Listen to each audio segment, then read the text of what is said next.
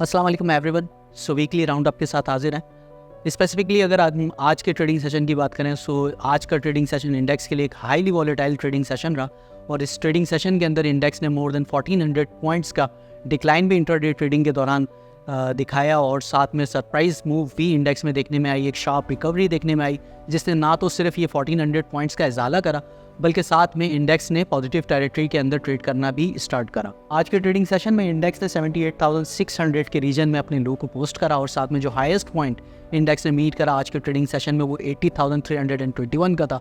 अगर week on week basis पर देखें तो इंडेक्स ने इस रिकॉर्डिंग के वक्त तक 320 पॉइंट्स का डिक्लाइन शो करा है और अगर हम रिलेटिव स्ट्रेंथ इंडेक्स की बात करें तो वो इस वक्त ओवरबॉट ट्रेजरी से नीचे 70 की रीडिंग से नीचे इस वक्त ट्रेड कर रही है और 67 की रीडिंग को हाईलाइट कर रही है। अगर चार्ट स्ट्रक्चर का जायजा लें तो डेली टाइम फ्रेम पर हमें मालूम होगा कि इंडेक्स के लिए जो सपोर्टिव एरिया है वो 79,400 के पास है जो कि इमीडिएट बेसिस पर नज़र आता है। अगर ये एरिया ब्रेक डाउन होता है तो 78,600 और 77,900 के एरियाज एक्सपोज हो सकते हैं।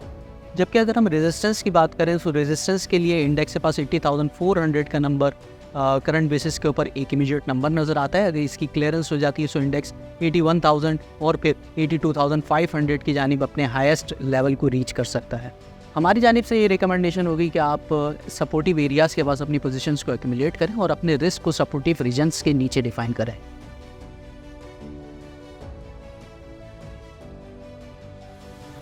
अब बढ़ते हैं जनाब सेक्टोरल पिक्स की जानिब। तो सेक्टोरल पिक्स में अगर हम बात करें कमर्शियल बैंक्स की सो कमर्शियल बैंक्स में HBL बैंक और नेशनल बैंक ऑफ पाकिस्तान ये बेहतर नज़र आते हैं, अट्रैक्टिव नज़र आते हैं। इनके अंदर पोजीशंस को बिल्ड करा जा सकता है। टेक्नोलॉजिकल सेक्टर से ईयरलिंग कॉर्पोरेशन, एवियन ये बेहतर नज़र आते हैं, इनके अंदर पोजीशंस को बनाया जा सकता है।